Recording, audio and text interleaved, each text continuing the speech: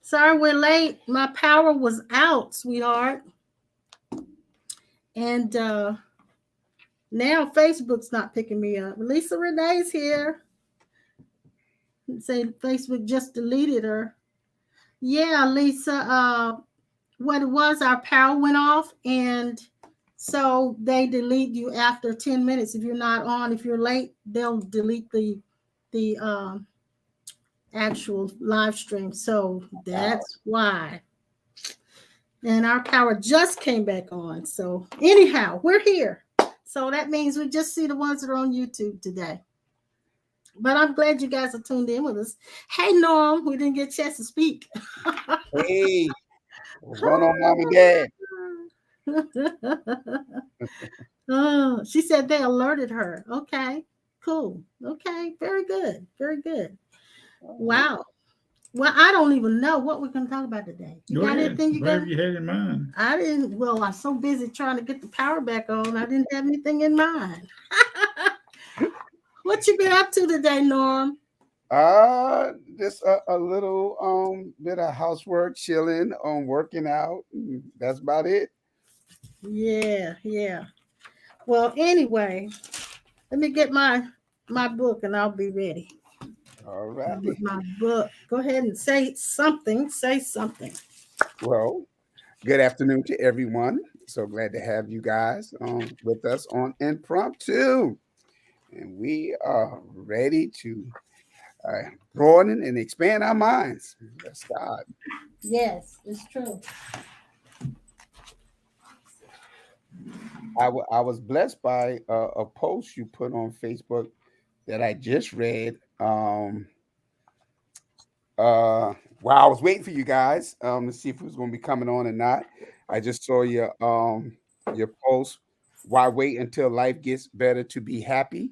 Right. Yes, and so I was truly blessed by that.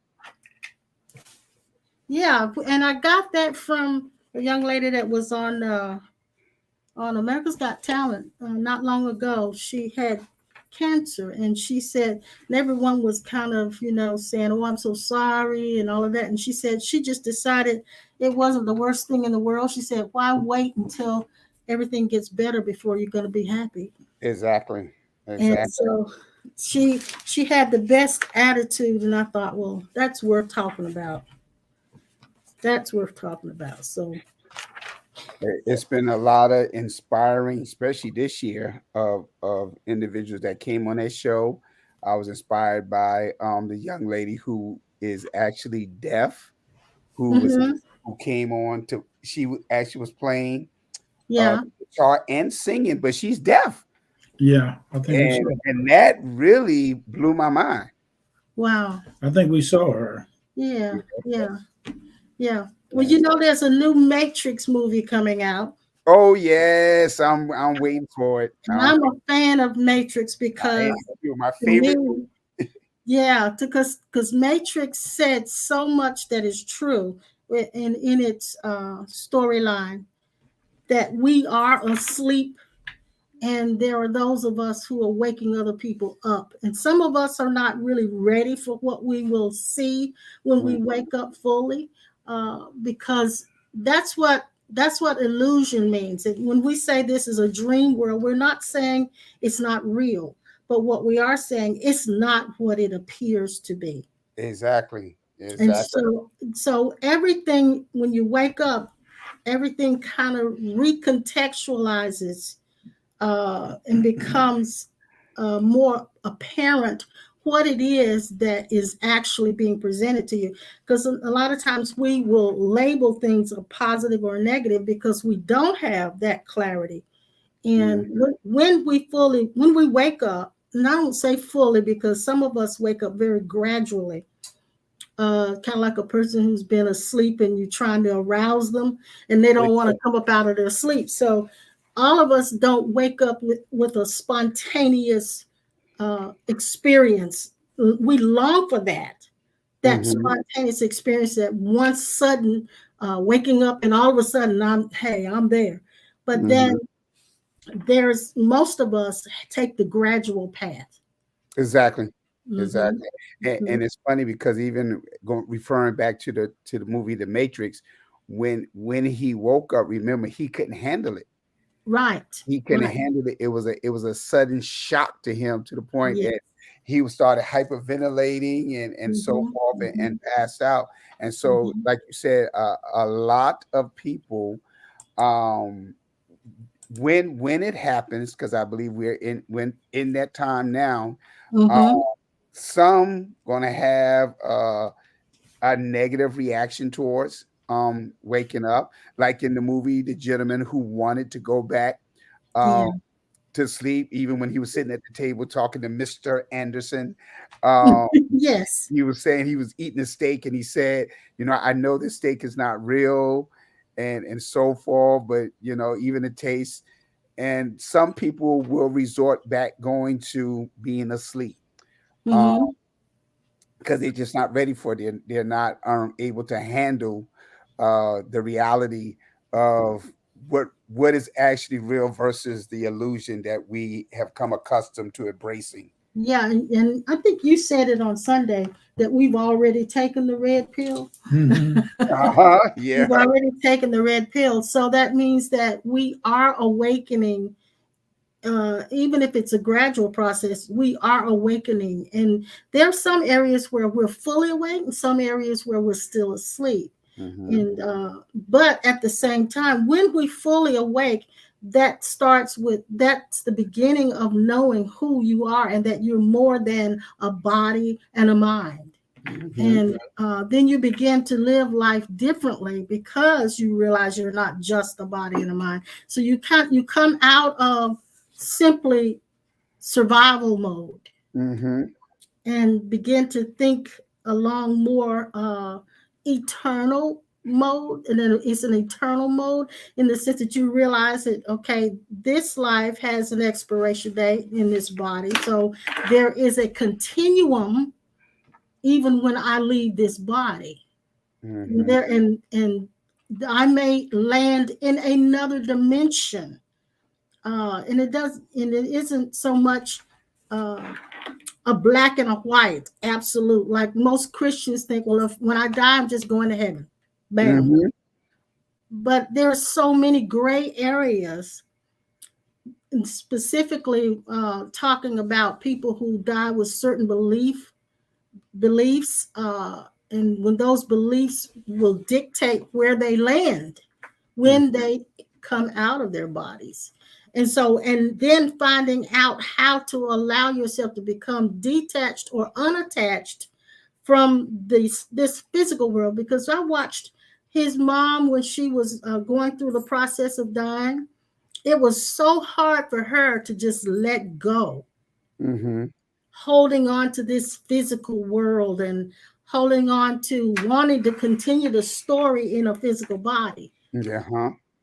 And so learning to die before we die is where our freedom from suffering comes from. Hmm.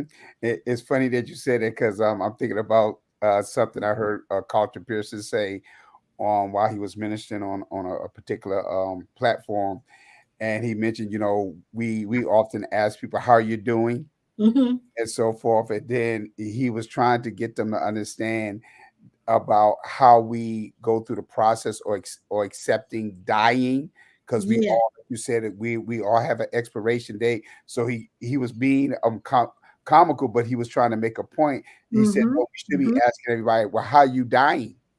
And Yes. I'm dying well. You see, And there's a scripture that Paul said, I die daily. exactly, Mm-hmm. exactly, Mm-hmm. exactly. And so that is amazing that we understand that, even after this, because we got to remember there's eternal life, and Yeah. so we spend so much time trying to be successful just in this dimension or this realm. Yeah. And you mentioned about surviving, and so I come to realize there's a difference between surviving and thriving, and so Okay. forth. And so What is the difference? Can you well, expand on that a little bit? to me, surviving means I'm just doing whatever I can do to the point of just staying in an area of existing.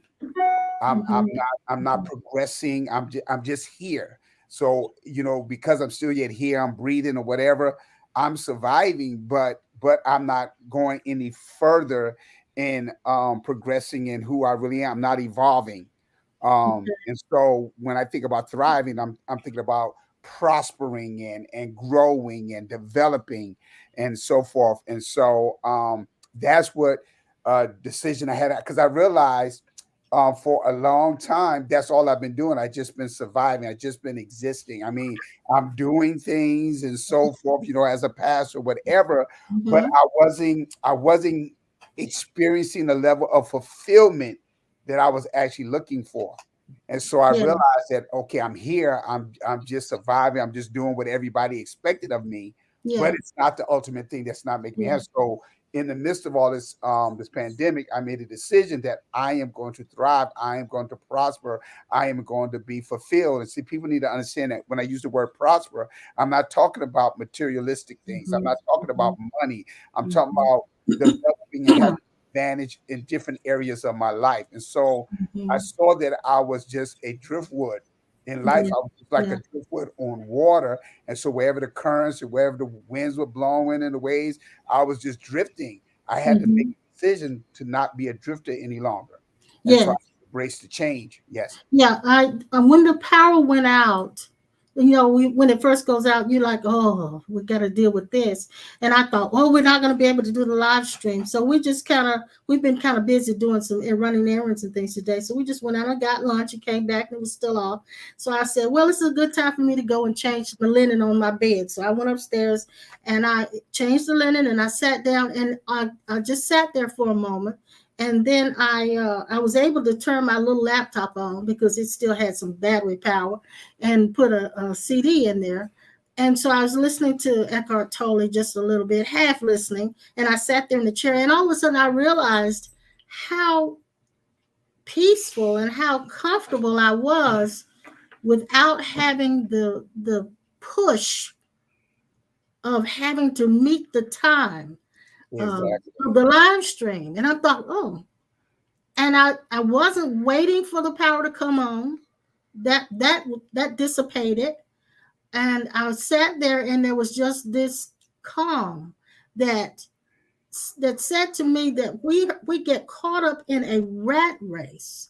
And so when the power came on, I felt this pull, like, oh, I need to be doing something else. And all of a sudden that sense of calm left, and it made me realize that a lot of our internal suffering is coming from us trying to meet some deadline constantly. Exactly. Yeah. Back to what I said, I've been freed from trying to fulfill the expectations of Mm-hmm. other Mm-hmm. people. Um, Mm-hmm. and exactly because some know this that know me very well, but back in the day, I really was considered quote unquote a perfectionist. Yeah. And what I mean by that, when things wasn't the way that I expected to be, Mm-hmm. if the T wasn't crossed, if the I wasn't dotted or whatever, it literally freaked me out. Man, there's suffering in that. I've It, been there. I do it that. I literally do that freaked often. So me out. And so now I'm at a place right now where, like you said, some things that would literally cause me to really be upset and frustrated and agitated, mhm, those things don't really bother me anymore. And so mhm, forth. So it is weird because when you're making that change from being who you once were to who you actually evolving to realize who you always been, it's really kind of, I don't like the word scary, but it really kind of make you feel unsettled. mhm, Even today, and I want to be transparent because I really want to help someone. um again, I've been sharing concerning this journey that I've been going through in the midst of this pandemic and so forth, and so I've been feeling great, but today I just felt so out of sort, just really. literally out of sort. I woke up, and I'm like, okay, nothing bad happened, whatever. Why am I feeling so out of sort? I literally had to push myself. Just Right. last night, just had an awesome broadcast and so forth. And I'm like, what is going on? And then I realized that is part of that old man. I Yeah. call it the old identity Yeah. that won't let go because I felt like it took what it did that false identity took me back into my past this morning. And it began to show me areas in my life saying that I failed at this and I failed at this and I failed at this and so forth. And so when you hear that, those negative emotions come up, Yeah. and of course Yeah. you feel like a failure. Yeah. And Yeah. so and then when you feel that emotion, it takes all the air out of you. Like you was hit unexpectedly and you had to breathe, catch your breath, and it was a shocking thing this morning. And then all of a sudden, I said, "Oh no!" I had to make a decision. I said, "Oh no, not today. I will not feel this way today." Because the truth of the matter is, I have no reason to feel this way. Right. And Right. so I just decided to make that transition, and I started doing what I know to do, working out, all these different things and stuff. And so it was amazing when I read your post, as you know, I was trying to see if y'all was coming on or not. And I sort of, why wait until life gets better? Be happy. So Yeah. again, it took me back to the thought.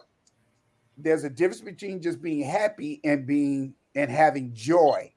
Happiness Yes. is predicated on external factors where joy Yes. comes from within. And so Yes. I read that blessed me. And I said, oh, wow, this is definitely awesome because I don't have to wait for anything. I don't have to wait for anything to occur. All I have to do is make a decision within Mhm. myself. Mhm. I'm going to be ultimately happy and joyful. Yes, and the truth of the matter is that a lot of times we have to have someone to remind us. Uh, we get lost in the thought, Mm-hmm. lost in the predictions of the mind or the judgment of the mind against us, and I can completely relate to what you're talking about when you say it said you were a failure, because every time I hear that churches are opening up, I think my mind says to me, you made a mistake. Mm-hmm. You made a mistake when you shut Mm-hmm. the building down. You made a mistake when you got rid of all of the stuff and just went virtual. So my mind is constantly telling me that, even when I hear people saying they're getting ready to open up, but they're still having church. And when that happens, I don't fight it anymore because it comes too often, so I don't give it that much attention.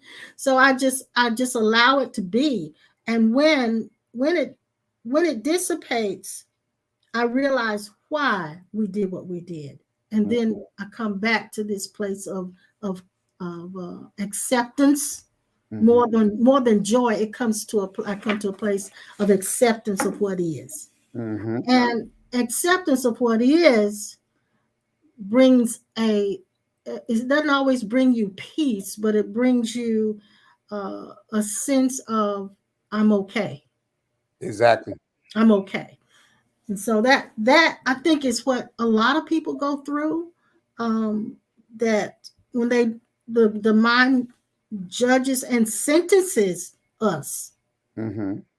and says that we aren't doing enough, and that's what I experienced when I was sitting in the chair when the power was off. The minute the power came back on, the mind to do something more came on with it. Exactly. Hmm. Exactly. And it's funny because that reminds me of something that Bishop has said to me years ago. Matter of fact, I remember exactly what year it was, 2015. We, I remember that. because it was during the time that I had the kidney stone. I had to have the surgery, Oh yeah, yeah, and yeah. I had to be away from the church for a while. And so I remember talking to him one day. It was one Saturday night. I couldn't sleep for nothing in the world. I actually stayed awake until about 6 o'clock, between 6 and 7 o'clock Sunday morning. And that Sunday morning, and I was just thinking about all the things that needed to be done or needed to be said and announced at the church. And Mm-hmm. so, of course, my wife, Gwen, she was heading to the church that morning. I think she was actually going to speak, and so I wrote all these things down through that early that morning. Okay, this what needs to be done, X, Y, Z. And I had shared that with Dad, and he said to me, "You need to quiet down upstairs," which means in my mind. And I realized then that I don't. I'm always feeling like I need to be doing something. See, I'm guilty again with that perfectionist mindset. I feel like when I'm not doing something, I'm failing. Yeah, I it's a need to be productive, and I have exactly. that a lot. Now he doesn't have that as much as I do. He's able to let go of doing quite a bit. Uh, but I don't know if, but I think now I could be wrong, but I think he has a lot of mental inertia Exactly. as well. So just being still doesn't mean a person doesn't have the mental inertia. Exactly. That and see that's what I came to realize when we mention about being still, we're thinking in terms of physical, that the Mm-hmm. physical body is not being active of doing anything. And I am very guilty that even in the midst of my body being still, eternally, I am Mhm. not resting. And I've come to realize that even when I'm sleeping, um, my physical body may be sleeping or Yeah. non-active, I'll say that. But Mhm. inside of me is so much going on, and I realize that I haven't really entered that place of stillness. Mhm. And Um, that, and I think that what we're waiting for is the mind to go offline completely. oh, I love the way you said that. Exactly. And so Mhm. I am guilty of that. My mind is constantly going. And like I said, when I feel like I'm not being productive, it really does something to me. And so what I Mhm. think that's what happened to me this morning. And I couldn't understand because I'm saying to myself, okay, I just was busy doing X, Y, and Z yesterday. Mhm. I was working on And you know what? I think it came from, and I could be wrong, but it could be because you're looking forward to this weekend coming up. There's a lot of activity that you're planning, and then the weekend following you're planning. So it's like you're having to get in gear again. exactly. And it's funny because when you mention about uh your feelings or your emotions towards other churches opening up and so forth and so on, of course I share with you guys that we're planning on reopening our The sanctuary on the 14th. 14th of November. And it's pretty much a homecoming. And then at the same time, later on that evening, we are planning on having the church anniversary because we'll be actually celebrating 22 years Yeah, of existing on the 14th of November. yeah. But even with that in my mind has been going consistently with that. But even on last night during the broadcast, I began to target a saying that we say oftentimes in religious or church circles. We always talking about um, going to church or having church, and so I come to Mhm. realize we've been conditioned and we know how to do church, but we have to realize that that is not actually what the church is. We don't do church. Right, We right. are the church, and so forth. We switch the true meaning or the true essence of what that word is really all about. And so I had to remind them that okay, when we get back to the physical building, I didn't even want to say church. When we get back to the physical building, that'll Mhm, be okay. mhm, But I mhm, realized that just mhm. because the doors of the sanctuary were shut doesn't mean that the church had completely Right, stopped.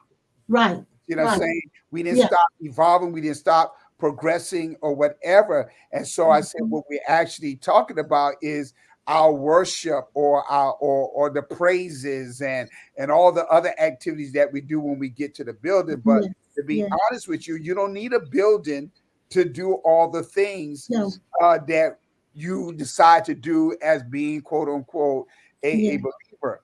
And Yeah, so and I realized that. actually, actually, we have since going virtual communicated more with the people that were with us because there are lot of them that did not show up at the actual physical services, in-person Exactly. services, but they tend to come online, and so we see them a lot more here and talk to them a lot more here than we did before. And I think that's one of the things that's keeping me I'll say that vibrating inside Mhm, mhm. um is I'm looking ahead of what may happen on Yes. the 14th when we open up and so forth. My expectations is already out there, but Mhm. there's another side of me that's saying don't expect a whole lot. Yeah, yeah. You know what So it threw you into that mode of it's a little anxiety and a little expectation as well. So it that's normal. It's normal, but I think that the pandemic was like a selah for us. exactly. It was a pause, and more than a pause, it was a Sabbath. Mm-hmm. And I think you may be reluctant to come out of that Sabbath. But it was funny because I on the broadcast I actually said that. I actually said that for I believe the church and all we all was on a sabbatical, a Mhm. literal sabbatical. And for me, I never in the 22 years of pastoring at Bold Ministries International, I never took a sabbatical. Now I had my vacations, but to Sure. take a sabbatical, I Yes. never Yes. Can you had a get that on? sabbatical. Yeah. So So a sabbatical is when you completely shut things down, and that's our phone was on. So Hello. sorry, you guys. Don't talk on it, honey. No, Don't talk on it. I don't know what. you Just went back in the normal mode after the lights came back on. look, we are not professional by any means. I tell you that. I ain't trying. No, we're not trying to be. But yeah, the pandemic, I didn't realize how fast paced I felt on the inside, not so much on the outside, but how fast paced I felt on the inside until it shut down. And today when the power went off, I had that same feeling again. I didn't realize how fast paced my insides were until the power went off. And I realized, and I said this to him the other day, there's a whole lot of things that I could be doing that would put us out there more and we would be more busy than we are now. But I realized we don't really want to be busy. And Exactly. that's the thing. We don't want to be busy. Exactly. And so that's I've been dealing with the same thing because I don't want to get myself back into a place of being enslaved by the Mhm. thoughts and The opinions of drive. people. Exactly. And Mhm. so like I said, I feel like I've evolved. I feel like I've um pretty much came to a place of maturity. Um Mhm. not trying to I'll put it this way, not trying to be a performer, but just be. You see what I'm saying? Yeah. And I often say it like this: you're not here to impress, but you're here to express. Exactly. And so Exactly. that's and he asked me this morning. He said, "Do we ever get paid, or anybody give anything while we're doing the impromptus?" I said, "No." I said, "But we just enjoy doing them." Mm, So it's not about, like you said, it's not about checking off. I'm successful here. I got this amount of money, or I've gotten this amount of notoriety. It's not about that. It's now following your passion, following your heart, mhm. uh, and I just simply enjoy interacting with the people when they come online, seeing us, and having those interaction, the comments coming, and I just enjoy that part. So it's just a means of being expressive. Exactly. Hmm. Now, Exactly. are you going to say anything No, I'm just today? listening. Go ahead. He came on. Look, he was saying, "Come on, let's go on," because I was wondering if we should even try, and now he's going to sit here and not say anything. I'm Oh, just waiting. he gonna he would he's already expressing himself, but he He will is.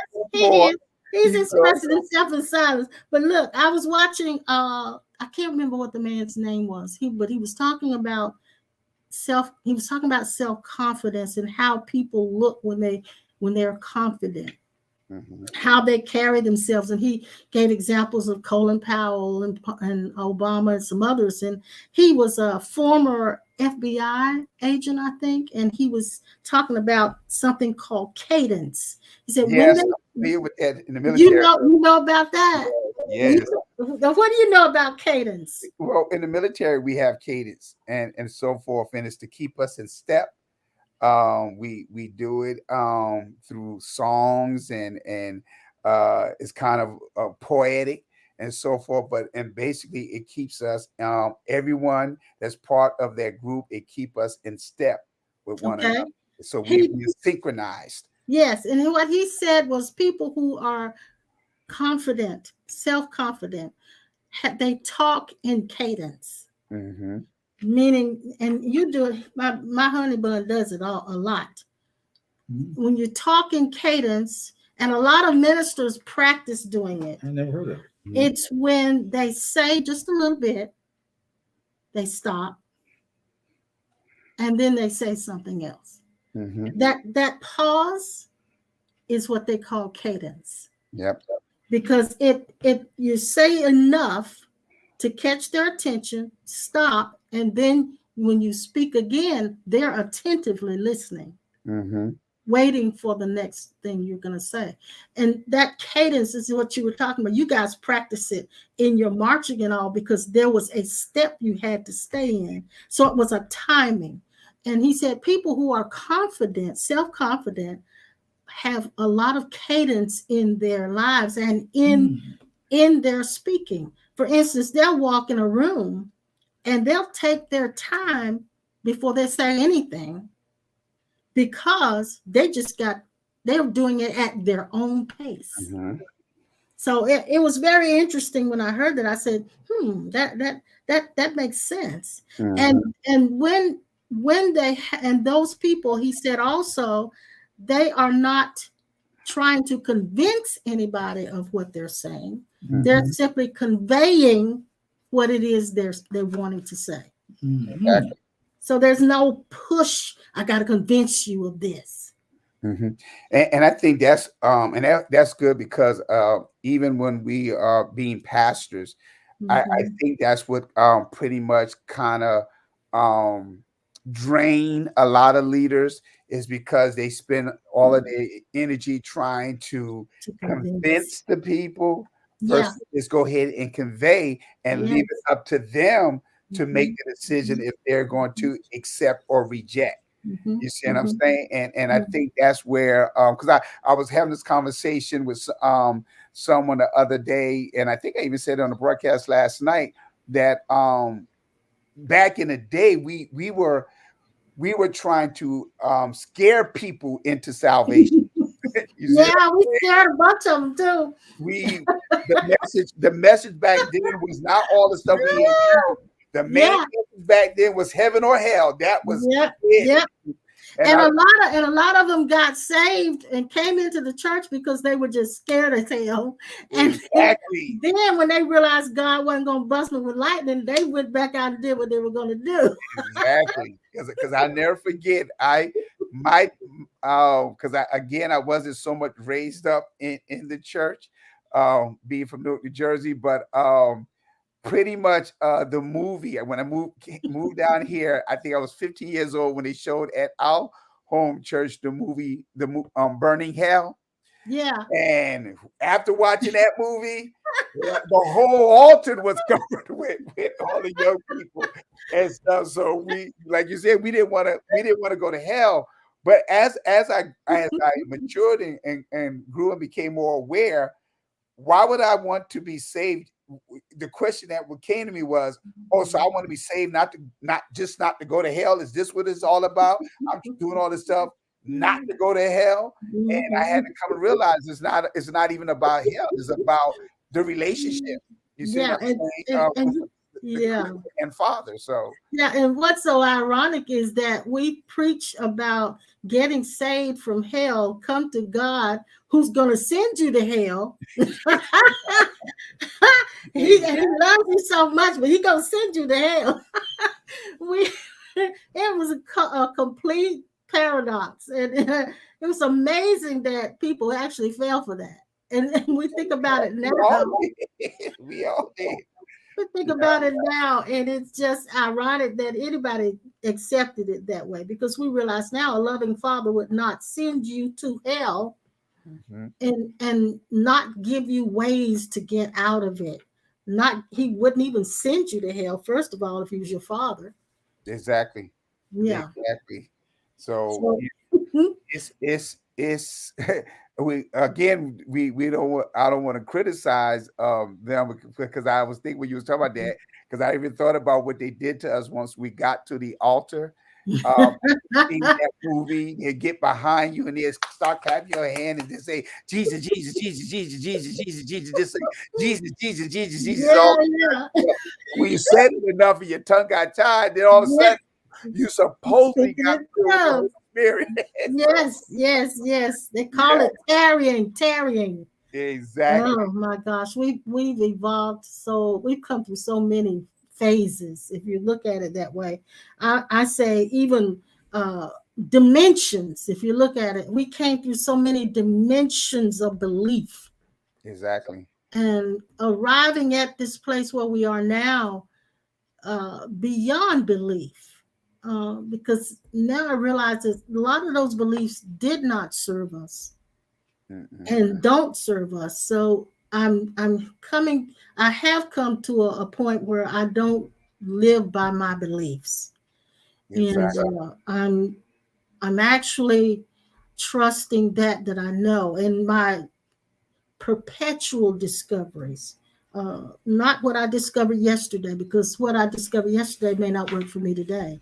So it's a perpetual discovery, a Mhm. perpetual realization of God, of ourselves. It's a constant evolving, a constant Exactly. evolution. God is not static. No, Um, as it's an ever expanding, like we always say, it's an ever expanding awareness. hmm Because God is ever expanding. God is not static. Life cannot be static or stagnant. That's when death takes place. exactly, When things stop flowing, that's when death takes place. exactly. So even in Christian terms, when we talk about the blood of Jesus, we often think of it as an object. But hmm that blood wash that we talk about in Christianity, that blood washing is a perpetual thing. It's not something that took place one time and it's done. It's Exactly. it's a every minute, every second blood washed regeneration that's taking place, and it's more so a regenerating of our thinking and our thoughts, and so it's something that takes place all the time. Not happen one time and then it's over. And hmm I think we want something that's going to be right now and over. We don't have to do anything else, you know. Exactly. Yeah, because even on last night, I thought about the process of the caterpillar and how it Mhm, evolved. And mhm, I mhm, never thought about this until last night. Like I said, it's funny because when we're on the broadcast and no matter what we prepared or whatever, something new just comes right. A new thought comes mhm, right in the midst mhm, of that. And so, mhm, as I was sharing on last night, that the thought of the caterpillar, the journey of the caterpillar, came to me, and something I never thought about, even through school or whatever, that the caterpillar itself, it instinctively knows the appointed time to come to a place of stillness and mhm, isolation. And mhm. I never thought about that. Nothing externally is doing anything. It's an instinct within the caterpillar. And then at the same time, the caterpillar, when he knows of that appointed time of that transition to transform, he surrounds himself with a cocoon. It don't come that cocoon don't come from nowhere. It comes from within the caterpillar, the silk or whatever the material. It surrounds itself and it stays there. And then what's crazy, it liquefies. Yes, and I wanted to say that what causes it to actually go into that process is that, and I think they're called epithelial cells. They're Uh-huh. imaginal cells already housed within the caterpillar. Those imaginal cells have an appointed time when they will begin that process. And the caterpillar doesn't have to consciously think about it. It just, that's within them. And those same imaginal cells are inside of us. Exactly. And so Exactly. those processes of metamorphosis take place without us consciously thinking about it. And then when he's in that cocoon, and like you said, he liquefies, completely liquefies. So the caterpillar never flies. No. And the butterfly never crawled. Exactly. I see you must be watching The Message on last night. No. Because But that's good. was the concept of the whole thing. Is he becomes something totally different than before. And so I think what happens with us, what we don't understand concerning transformation, we're trying to perceive transformation for us dealing with external factors. We're looking at our bodies and so forth and so on. But there's something happening with the real individual, the real identity. Yeah, now and that's true. I have to say this, that the things that we encounter out here externally become the cocoon. Exactly. And so while nothing out here changes us, the things that take place outside of us become the bubble that I liquefy in. Exactly. And so the metamorphosis takes place within the happenings of those things that are external. So, for instance, I know Laverne, she's going through a whole lot of things with her husband and her mother and all of those things, and then trying to carry a business and do that as well. So she's in that bubble, and there's an old Laverne that's liquefying. Exactly. But there's also the imaginal cells taking place that's bringing and emerging a Vern that never existed before. One that now will fly, that never crawled. So that's why I asked the question. A mosquito's never seen winter. Exactly. Never. So depending on our evolution, we are aware of things that someone else who's not at that same point may not ever see. Exactly. And so that takes us right back to the sacred script that we all have, because when you say appointed, that means that time had to be predestined from the beginning. You see what I'm saying? When we get to that appointed time. And so when you mention about all the external factors and things that we go through in life, those things that actually happen to us, and like you were sharing with concerning Laverne, those decisions were made way before. Way before it was predestined that certain things happen. So at the appointed time, the things in life externally, we begin to form that cocoon around us. And then that person who was before now is being liquefied, that they will come to another place of evolving to the point that they will go to another level of their awareness. Yes. So all of the externals that are taking place with us over the last couple of years liquefied some of that. I won't say some of that because that doesn't make sense, but it liquefied the old, and there's new emerging out of it. And that's happening not just for me and for you, but that's happening for a lot of people, I do believe. You're becoming a new creature, a new creation, totally. Yep. Okay, Bishop. There's a place that we all will come in awareness where all that we're talking about now will cease, in the sense of you can come on here and look at each other and never say a word. But when the dust is settled, stillness will operate over here like it does when you're out of your body. You don't use your mouth to talk when you're outside of it. Right. You only use it when you're in it because it wants to move to verify that something is in it. When you get through with it, you're just going to lay it down. Yeah. You determine we have determined how we're going to leave, and we have determined how we come into the dream. Yes. We determine what part of the story in the dream is going to look like is real. Mm-hmm. We'll also come to a part in the story where you won't be able to surrender until the contracts come up. So it's not really much you can do except for act the fool like you think you know. That's not you. Until you wake up and realize you don't That's know. really not you doing.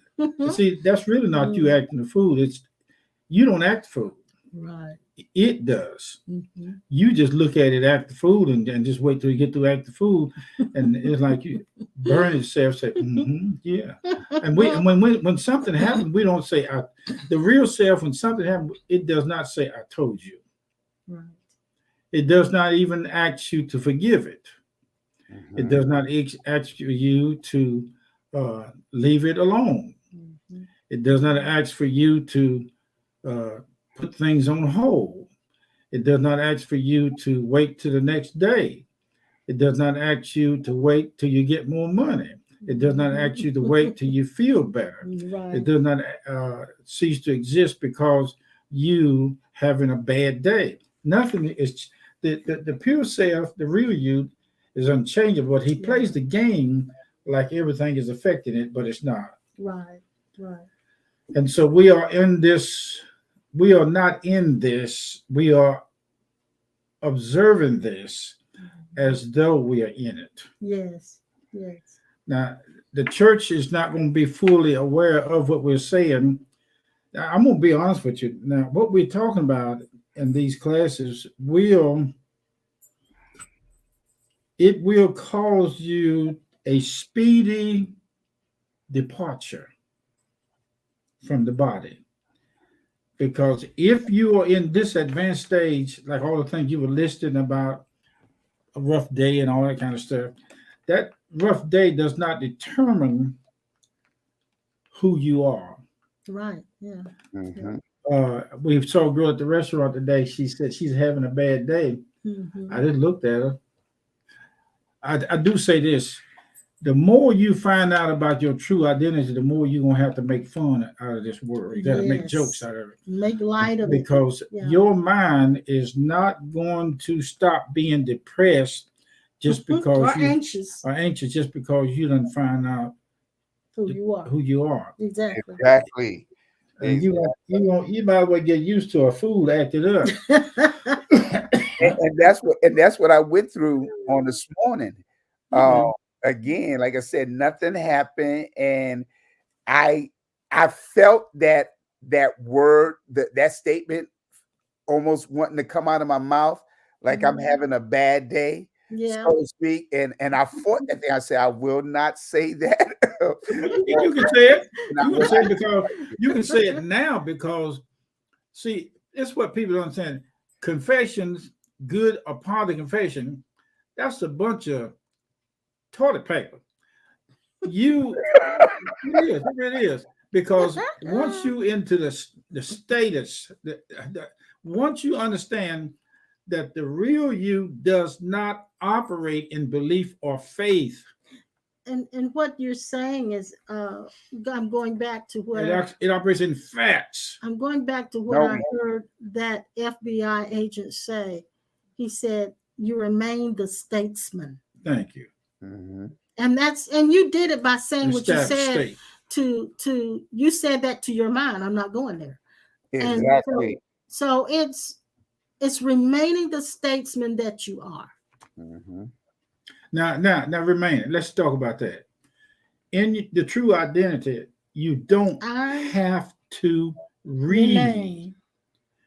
Re means you originally had it. Renew your prescription means you originally was. So once you wake up to what the original is, a lot of terminology a lot of things we're saying is going to become a problem in the conditioned self because it'll start to sit and start. I can't say that no more. And then you'll say, well, hell, what you say? Well, you can't say that no more because I create that too. Well, it's about allowing it be, and just let it be without resisting it, without trying to move it, without trying to remove it, and at the same time realizing that it is not who you are. That, I think that's where the key is, because we get sucked in to those feelings and begin to think that's me. Just go ahead and jump in a cold swimming pool and forget it. Mhm. They asked the guy yesterday, said, "You heat the water?" Yeah, but go ahead and jump in it now. Well, it ain't finished cleaning itself. You will never get through cleaning up in Exactly. order to be what an image of the ego said it take to become a Christian. Now, my Jeep is dirty. It ain't going to quit being a Jeep because it needs a wash. Amen. It's dirty. And you ain't going to quit being your eternal self just because the monkey act and show his tail. That's right. Mm-hmm. That's right. So nothing really changes. My dog over there, she's not walking around trying to be a dog. We are trying to make her understand We're like trying we to make do. her a human. She ain't got no time for that. She's busy eating and sleeping and barking and pooping and all that other stuff. She ain't got time to be bothered with being a dog. So I got a question for you guys. Okay. Something just occurred to me. Dealing with the development of the mind, and of course, in religious circles, we use the terminology soul.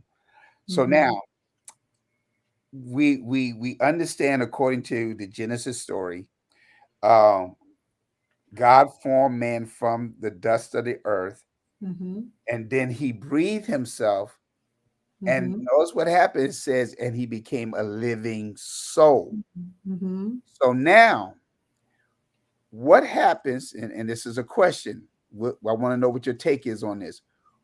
Okay, so from the dust of the earth, from earth and spirit colliding together, a soul is developed. The personality, the ability to think and rationale, again, the monkey mind, the false identity comes to existence. When we quote unquote separate from this life, and the body goes back to the earth, and then of course the spirit man, what happens to the soul? Is the soul still yet eternal?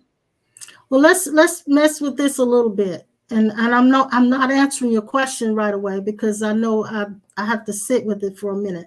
But in our prior learning, we learned that the soul, the psyche, the psyche, was the mind, the will, and the emotions. My dog has that. My dog has a mind, has a will, and it has emotions. So the soul has to be more than that.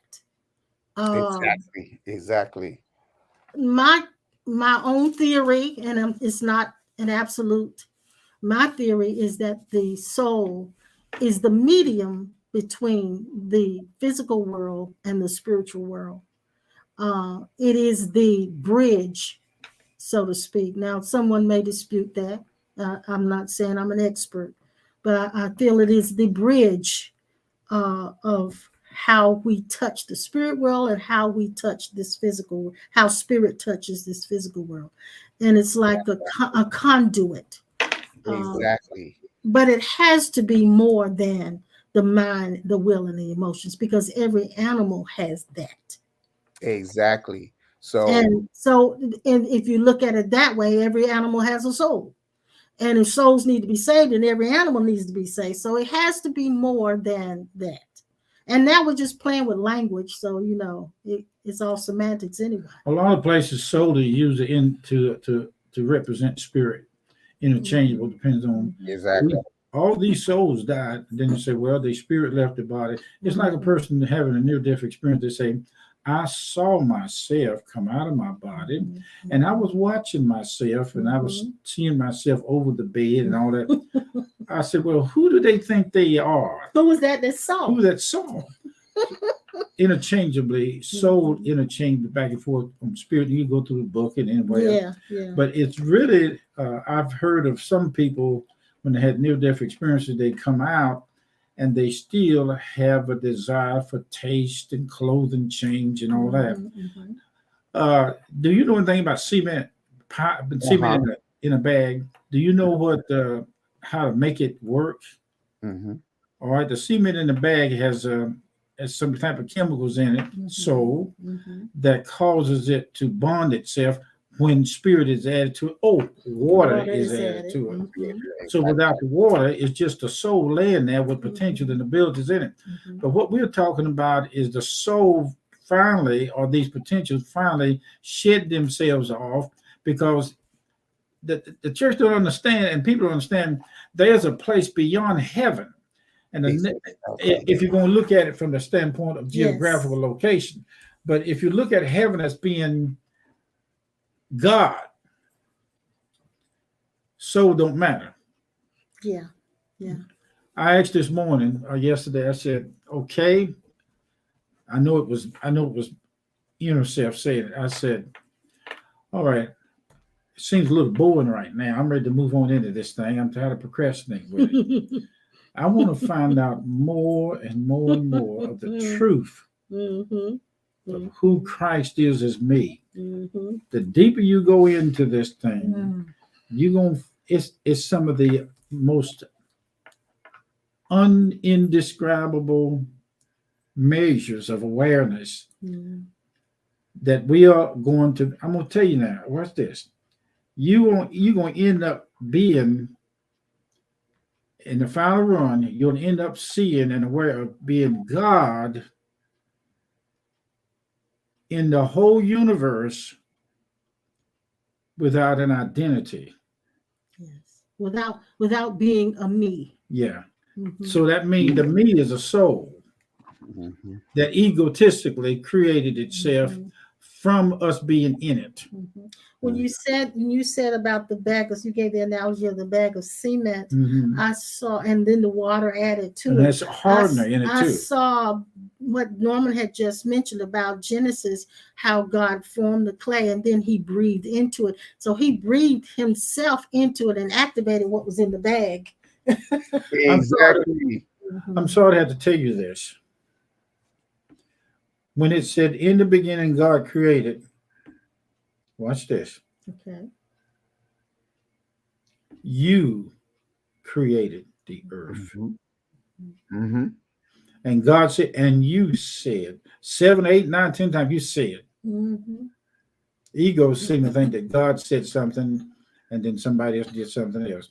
Well, let's say God played the game of being himself, separated from himself, so he can find out who himself was, so he can find out himself how to talk to himself like he was himself. And if there was nothing else but God at that point, there was no one else to speak to. So he talked to himself. He's still doing that. And there was no thing to speak to.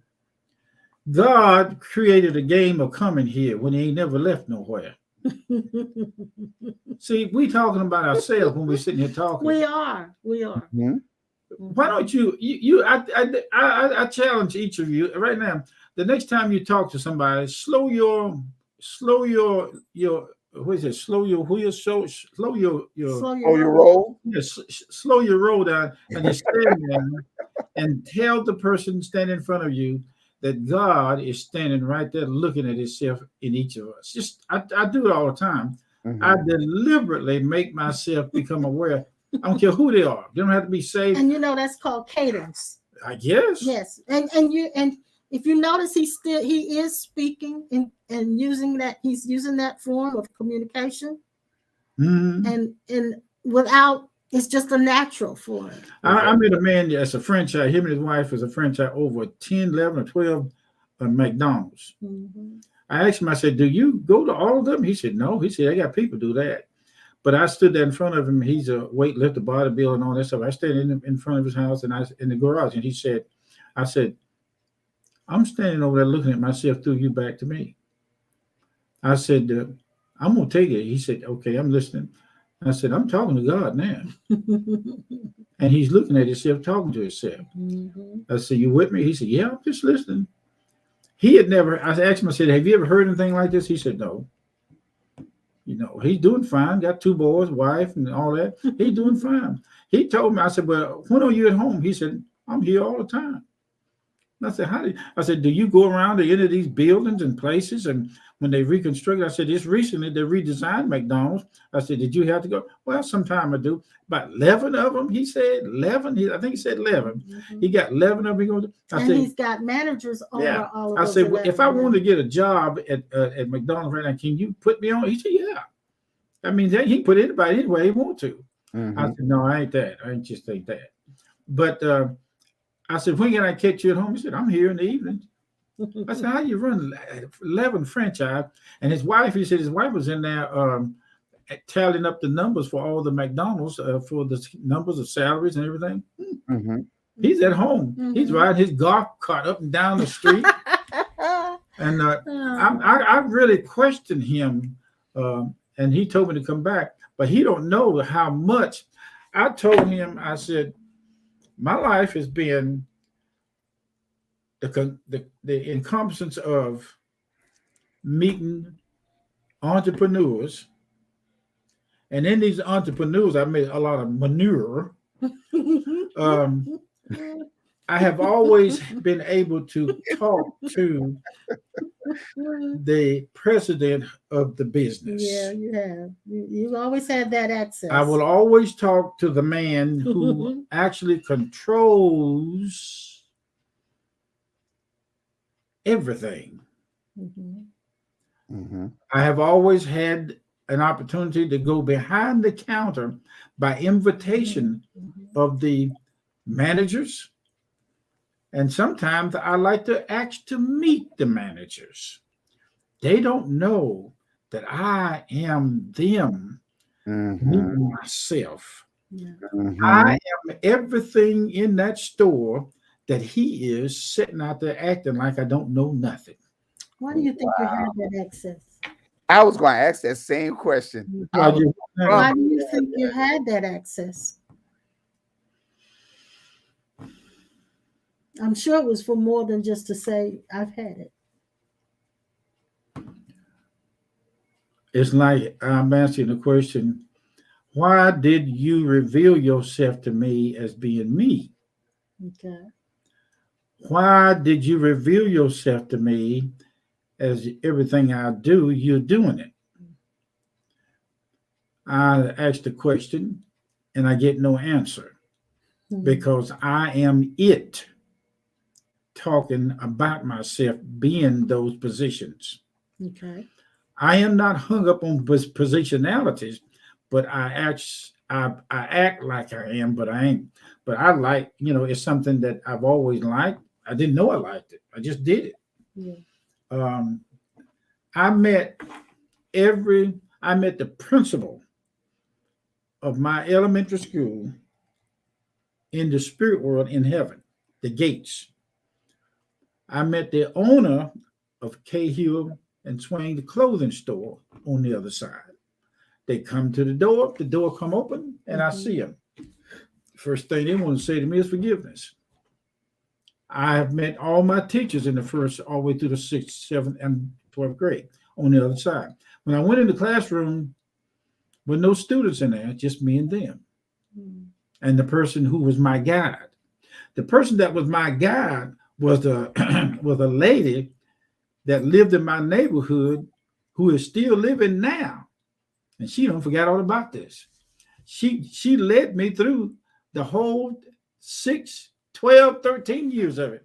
And she don't even, still to this day, don't remember it. I saw her. So you're saying we're that multidimensional. We are that is what I heard a song said, it's that kind of love, it's this kind of love. It is this kind of, when I want to put somebody in a business, all I do is tell them with the essence that's in them, that's speaking to the essence in me, and the essence in me would say, I'm going to establish you in a business, and walk off and leave it. Mm-hmm. I know that the ears of the eternal essence is the whole body. I know that the mouth of the essence is the whole body. I can tell you now, it's knowing. Exactly. It's a knowing, but it's not a knowledge that comes from reading. Right. It's not a knowledge that comes from study. It's not a knowledge of hearing somebody preach.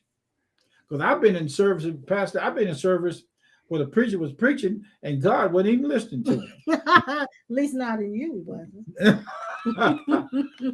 I can believe that. looking over here, and you pushing my chair. And God wasn't even there. God was in the council chamber talking to himself with the chairs around the council table of all the content of the table of contents and Genesis all the way through Revelation. I told somebody that God meets with every religious leader in the universe in the council chamber. They can't understand that.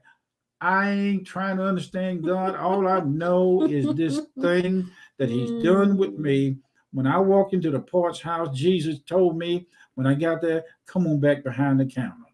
Mm-hmm. He told me that. Mm-hmm. So you've always had that access. I went to a movie theater and the manager of it was standing at the door. And I said, I always wonder, how do y'all do the pictures up there in the projection That was room? way back in the day. Yeah, you remember that? When I remember and she that. said, come on, I'll take you. They didn't allow people in the projection room. And I've been up there in the theater, up in the projection room. Nowadays, everything's digital. It's just like the projection room in the theater is just like you sitting watching your television. Mm-hmm. Ain't nobody up there controlling nothing. It just got remote. It's computerized. Mm-hmm. A new movie come in. I used to see them come in with the big old round cases of metal with the movie. They could put it in the reel. Yeah. They used to have a man sit up there in his t-shirt and because it was hot and bloomers on because he was so hot up there he couldn't take it in the old theaters. Ain't like that now. Now everything's through the computer and it's digital. He come up there, he sits up there in his bloomers and his t-shirt, passing gas, and we don't even know it. And he just doesn't burn up every film up there. When the film used to break, we used to, by the way, hey, I paid my money. Here, put the film back there. Oh my Lord. You're not.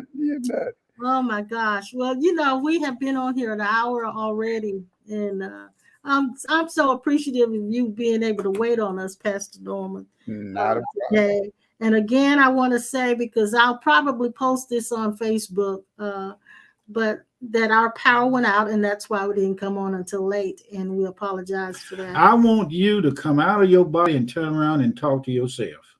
Yeah. Now I'm praying. That's a prayer that I just initiated for God. Yes. God, I'm tired of you being over here. I want you to come out. Let me see myself. Mm-hmm. Oh, I'm sorry. I made a mistake. I'm looking at him now on the screen. Hot dog, I just slipped over into it right there. Yes. You're gonna have a craving. You and the others that are listening to few, you're gonna have a craving to see God in His true form, and that the desire for that will absolutely overtake you. Yes. Nothing else will matter, and the only thing that satisfies the claim is that experience. Yes, exactly. Car, money, house, wife, sex, marriage, eating. It will not. None of that will be consumed by passion of seeing Jesus. Yeah. Person. Yes. So, having said that, with that, we're going to sign off. We're so glad that you guys tuned in with us, Laverne and Lisa. We're so glad, and Pearl, I'm glad you were here with us today, sweetheart. And we will be back on Sunday at 10, and Pastor Norman will be back at 11. Yeah. And we'll be back live and in color. Thank you for the gifts and the nuts and fruits and candy. Yes. We'll see you next time. Okay. Bye-bye. Bye. Bye, everyone.